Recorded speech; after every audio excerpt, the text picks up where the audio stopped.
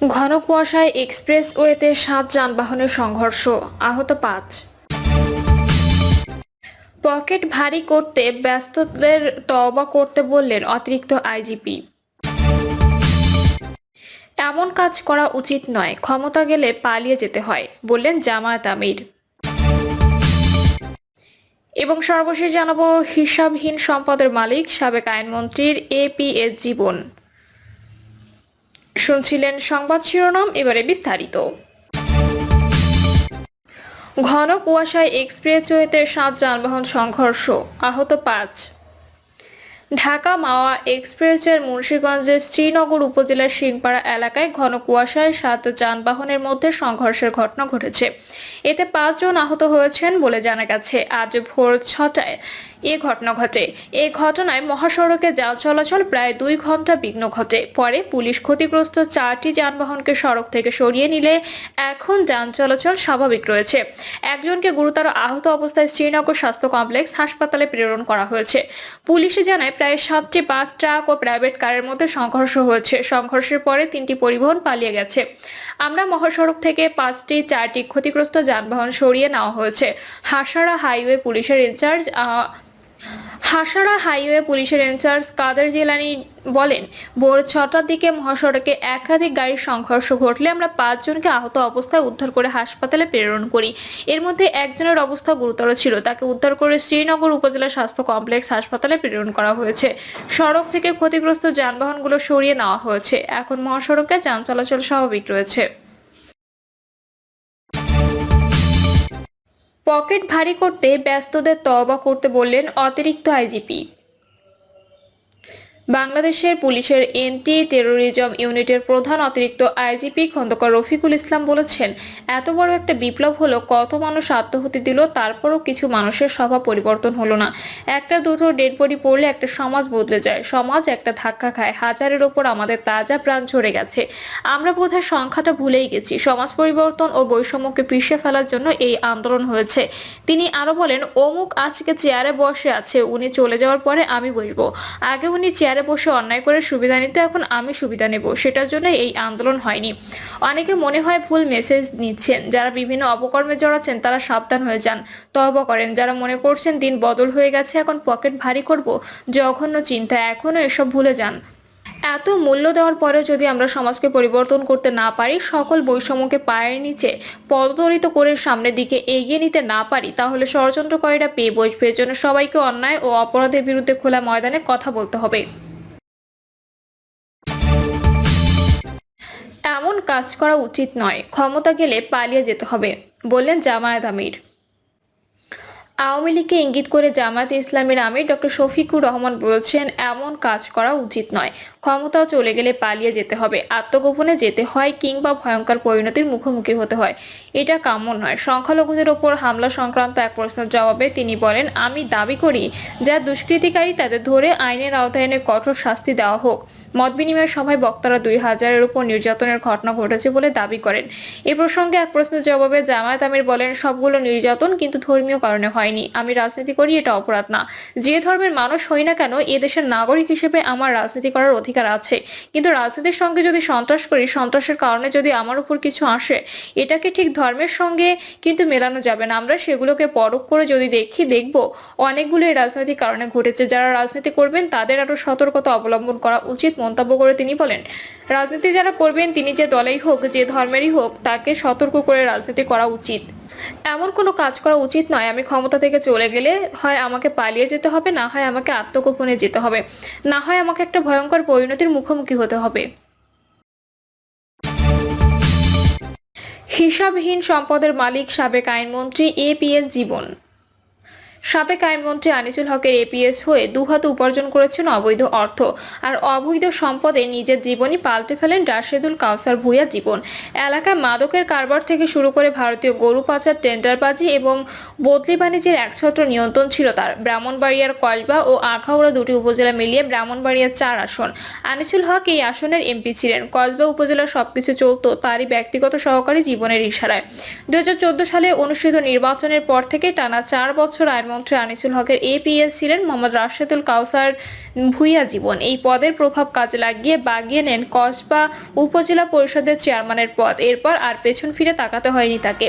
উপজেলা চেয়ারম্যান থাকা অবস্থায় বাগিয়ে নেন কসবা উপজেলা আওয়ামী লীগের সাধারণ সম্পাদকের পদ। এই দুই পদে থেকে ক্ষমতার অপব্যবহার করে বুলেটের গতিতে করেছেন শত কোটি টাকার সম্পদ। আনিসুল হকের ছত্রছায়াতে কসবার একক শাসনকর্তা বলে যান তিনি। অপরাধ জগৎ নিয়ন্ত্রণে জীবন গড়ে তোলা নিজস্ব এক বাহিনী। নয়নপুর বাজারের পশ্চিম পাশে সরকারের খাসা জায়গায় ও পানি উন্নয়ন বোর্ডের জায়গায় জীবন ৪৫টি দোকান নির্মাণ করেছেন। এসব দোকান থেকে তিনি ৫ থেকে ৮ লাখ টাকা পর্যন্ত অগ্রিম নিয়েছেন। বায়েক ইউনিয়ন আওয়ামী লীগের সাংগঠনিক সম্পাদক ও কসবা উপজেলা মৎস্যজীবী লীগের সভাপতি উত্তম কুমার চক্রবর্তীকে দিয়ে তিনি এই টাকা উত্তোলন করেছেন। এলাকায় জীবনের ক্যাশিয়ার হিসেবে পরিচিত ছিলেন উত্তম। জীবনের অপকর্মের সহযোগী হওয়ার কারণে এখন এলাকা থেকে পালিয়েছেন তিনি।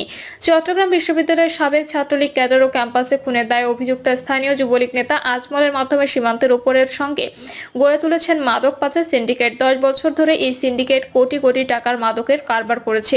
এই চক্র থেকে প্রতি মাসে ৩০ লাখ টাকা নিতেন এপিএস জীবন। আজমলের নেতৃত্বাধীন সিন্ডিকেট ভারত থেকে গরু পাচারের সঙ্গে জড়িত ছিল। ভারতের ত্রিপুরা রাজ্যের সিপাহীজলা জেলার সীমান্তবর্তী কসবা উপজেলার উঁচু টিলা সমৃদ্ধ নির্জন জনপদ মাদলা, খাদলা, গৌরাঙ্গলা, শ্যামপুর ও কুটিয়া দিয়ে দিনে রাতের সমানে গরু পাচার হয়ে আসতো বাংলাদেশের। সীমান্তের ওপার থেকে গরু পাচার নির্বিঘ্নে করতে জীবনকে বছরে ২ কোটি টাকা দিতে হতো। জীবন আইনমন্ত্রীর এপিএস থাকাকালীন ইউনিয়ন পরিষদ নির্বাচনে ১০ জন ইউপি চেয়ারম্যানের কাছ থেকে ৫০ লাখ টাকা করে নিয়েছেন। ২০১৬ সালে ইউপি নির্বাচনে বায়েক ইউনিয়নের আওয়ামী লীগ দলীয় প্রত্যেক মেম্বার প্রার্থীর কাছ থেকেও ৫ লাখ টাকা করে নিয়েছেন। সংশ্লিষ্ট প্রার্থীরা এসব তথ্য দিয়েছেন। এলাকায় বিএনপির বহু নেতাকর্মী, এমনকি নিজ দল আওয়ামী লীগের অনেক নেতাকর্মী ভয় আর আতঙ্ক নিয়ে বাড়ি ছেড়ে পালিয়ে প্রাণে রক্ষা পেয়েছেন। আবার কেউ রাজনীতি না করে চুপচাপ সময় কাটিয়েছেন। এলাকায় অসংখ্য সাধারণ মানুষের জীবন তছনছ করেছেন এই জীবন। নিজ দল আওয়ামী লীগের কোনো নেতাকর্মী তার মতের বিরুদ্ধে কথা বললে হুমকি, মারধর, মামলা সহ এলাকা ছাড়া করা হতো। এক কথায় তার ভয়ে পুরো কসবা থরথর করে কাঁপত। কসবার বায়েক ইউনিয়নের বর্তমান চেয়ারম্যান মোহাম্মদ বিল্লাল হোসেন বলেন, এপিএস জীবনের বিভিন্ন অপকর্মের প্রতিবাদ করায় আমার নামে ৪টা মিথ্যা মামলা দেন তিনি। আমার ৩ ভাইকেও মামলা দিয়ে বছরের পর বছর হয়রানি করা হয়। কসবার নয়নপুরের হুমায়ুন নামে এক ব্যক্তি ক্ষোভ প্রকাশ করে বলেন, জীবন তার ক্ষমতার দাপটে আমার পরিবার ও আত্মীয়স্বজন সহ ১৩৭ জনের নামে মিথ্যা মামলা দিয়েছেন। জীবন তার নিজ গ্রাম কোনাঘাটার জনৈক নিদান মিয়ার কাছ থেকে জোরপূর্বক নামমাত্র টাকা দিয়ে ৭০ শতক জায়গা লিখে নিয়েছেন। কসবা উপজেলার বায়েক ইউনিয়নের কোনাঘাটা গ্রামের বাসিন্দা জীবনের বাবা আব্দুল রশিদ ভূঁইয়া ছিলেন প্রাথমিক বিদ্যালয়ের শিক্ষক এবং তার মা ওয়াহিদা শিরিন ছিলেন পরিবার পরিকল্পনা বিভাগের আয়া। ২০১৮ সালে জীবনের তেমন সম্পদ ছিল না। স্থানীয় একাধিক সূত্র জানায়, ত্রিপুরা সীমান্ত সংলগ্ন কসবা রেল স্টেশনের পশ্চিম পাশে জীবন ডুপ্লেক্স বাড়ি করেছেন। ৫ জানুয়ারি আওয়ামী লীগের পতনের পর এটি পুড়িয়ে দেওয়া হয়েছে। অভিযোগ রয়েছে, এ বাড়ি থেকে প্রতি রাতে কোটি টাকা চোরাচালান পণ্য বাংলাদেশ ও ভারতে আনা নেওয়া এবং মাদক কারবার পরিচালনা করা হতো। সাব রেজিস্ট্রার পদে বদলির জন্য ৮০ লাখ থেকে ১ কোটি টাকা নিতেন জীবন। নিজ উন্নয়নের নয়নপুর বাজারে পানি উন্নয়ন বোর্ডের জায়গায় জীবন ২টি মার্কেট গড়েছেন। এরপর পজিশন বিক্রি করে হাতিয়ে নিয়েছেন প্রায় ১০ কোটি টাকা। নয়নপুর গরুরহাটের ইজারার ৫০% টাকা নিজের পকেটস্থ করেছেন। ব্রাহ্মণবাড়িয়া শহরে স্ত্রী ও নিজের নামে ১০% ২টি প্লট কিনেছেন। নামমাত্র মূল্যে কসবার বায়েক ইউনিয়নের মাদলা গ্রামে প্রায় ১০ একর পাহাড় কিনেছেন। শ্বশুরবাড়ি আখাউড়া চতুরা শরীফ গ্রামে স্ত্রী নীলুফার নামে কিনেছেন ১০ বিঘা জমি। জীবন বছর ৫ আগে ঢাকার ১৬৪ নম্বর আরামবাগে ৬তলা বাড়ি কেনেন। রাজধানীর উপকণ্ঠ কেরানীগঞ্জে কারখানা করার উদ্দেশ্যে কিনেছেন ১ একর জমি। জীবন তার যুক্তরাজ্য প্রবাসী ভাইয়ের মাধ্যমে বিপুল অর্থ বিদেশে পাচার করেছেন বলেও অভিযোগ রয়েছে। কেন্দ্র দখলের মাধ্যমে জীবন ছাত্রলীগের সাবেক উপজেলা সভাপতি ইমরান উদ্দিন জুয়েলকে কসবা পৌরসভার মেয়র বানান। জুয়েলের মাধ্যমেই এলাকায় গড়ে তোলা হয় জীবন বাহিনী। এ বাহিনীর অত্যাচার নির্যাতন থেকে রেহাই পাননি বিরোধী দল, এমনকি আওয়ামী লীগের নেতাকর্মীরাও। জীবনের নির্দেশে ইমরান উদ্দিন জুয়েল উপজেলা ছাত্রলীগের সাধারণ সম্পাদক মনির হোসেন সহ অনেকে দুবার সাবেক এমপি মোহাম্মদ শাহ আলমকে শারীরিকভাবে লাঞ্ছিত করেন। এরপর দীর্ঘ ১৫ বছর ওই সাবেক সংসদ সদস্যকে এলাকায় ঢুকতে দেওয়া হয়নি। সাবেক সংসদ সদস্য মোহাম্মদ শাহ আলম বলেন, গত ১৫ বছর আমাকে এলাকায় ঢুকতে দেননি জীবন। মিথ্যা মামলা দিয়েছেন। আনিসুল হকের অপকর্মের প্রধান হাতিয়ার ছিলেন জীবন। আনিসুল হক সবকিছু নিয়ন্ত্রণ করতেন জীবনের মাধ্যমে। জীবনের মাস্তান বাহিনীর ছাত্রলীগ নেতা ইমরান উদ্দিন জুয়েল, মনির হোসেন, ডিমন খান, কাজী মানিক, ইমদাদুল হক পলাশ সহ অনেকে রয়েছেন। তারা এলাকায় মাদক কারবার, টেন্ডারবাজি, সীমান্তে ভারতীয় গরুর হাট নিয়ন্ত্রণ করতেন। এ বাহিনীর সাবেক কেন্দ্রীয় যুবলীগ নেতা শ্যামল কুমার রায়, বাংলাদেশ ভারত মৈত্রী সমিতির সাধারণ সম্পাদক নারায়ণ চন্দ্র সাহা মনি, বিশিষ্ট শিল্পপতি এ.কে.এম. বদিউল আলম সহ অনেকে নিজ জন্মভূমি কসবায় প্রবেশে নিষেধাজ্ঞা দিয়েছিল। কেউ টু শব্দ করলেই তার উপর নেমে আসতো নির্যাতনের কক্ষ। অবশেষে 19 অক্টোবর রাতে রাজধানীর কাকরাইল এলাকায় একটি বেসরকারি হাসপাতাল থেকে জীবনকে পাকড়াও করে পুলিশ। গত 2 বছর আগে বিএনপি নয়াপল্টন কার্যালয়ে পুলিশের অভিযানের সময় গুলিতে দলটির কর্মী মকবুল হোসেন নিহতের মামলায় তাকে গ্রেপ্তার দেখানো হয়।